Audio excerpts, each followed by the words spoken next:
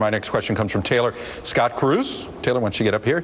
He tells us he is supporting Clinton, but he has a question regarding your economic anybody here supporting platform. me? Oh, yeah. All right, good. All right. It is even. Senator, don't worry. Just wanted to make sure, Chuck. You know, don't worry. We're just doing full disclosure here, sir. Okay. Go ahead, Taylor. Oftentimes, you treat racial concerns as if they were economic ones, saying that creating jobs and reducing income inequality is the solution to racially charged issues. How is creating jobs for low-income earners going to stop a system of police brutality towards black Americans, a system of mass incarceration for black men, or even a poor education system for the predominantly black inner cities across America? Well, I would suggest that you go to my website, BernieSanders.com, which has a very, very extensive program regarding the issues that you talked about. So let's talk about it. All right, we got more people in jail today in the United States of America than any other country on earth. 2.2 million people, largely African American and Hispanic. We're spending $80 billion a year to lock people up. Make any sense to anybody? Not to me. All right, so what do we have to do? We got to do a lot of things. Is there a connection between economics and people ending up in jail? Well, let me tell you something.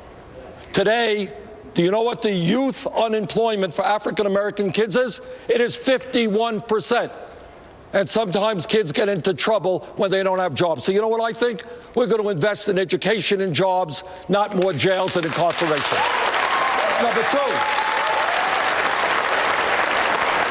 Number two, every person in this country, I hope, black, white, Latino, is disgusted when we turn on the television and we see videos of unarmed people, often African Americans, being shot.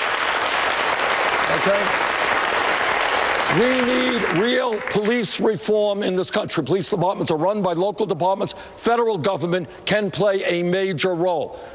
So what we have got to do is make it clear throughout this country that if a police officer breaks the law like any other public official, that police officer will be held accountable. We have got to demilitarize local police departments so they do not look like occupying armies. We have got to make police departments look like the diversity of the communities that they are serving. There is a whole lot that has to be done, and I would love to continue to discuss it.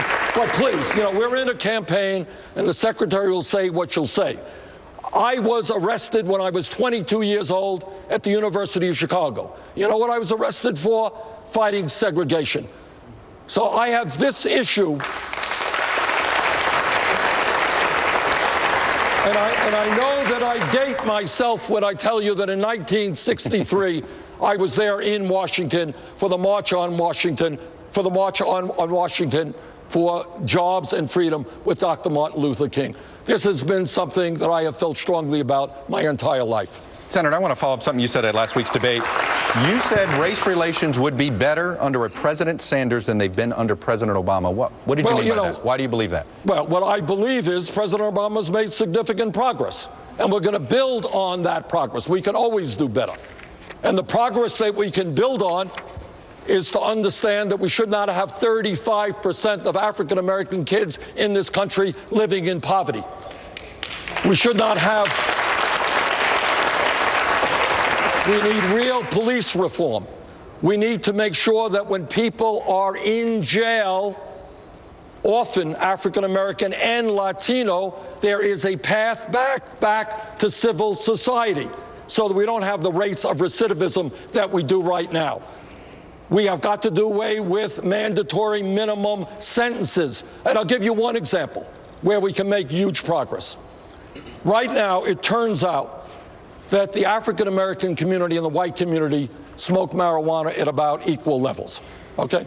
But it also turns out that blacks are 4 times more likely to be arrested than whites for possession of marijuana. Okay? And that is why I believe that we should take marijuana out of the Federal Controlled Substance Act. Too many lives have been destroyed. Too many young people have incurred police records for possession of marijuana. All right, Senator, thank you. We have a question now, go ahead, from Sandra Gomez Jimenez on the issue of feminism.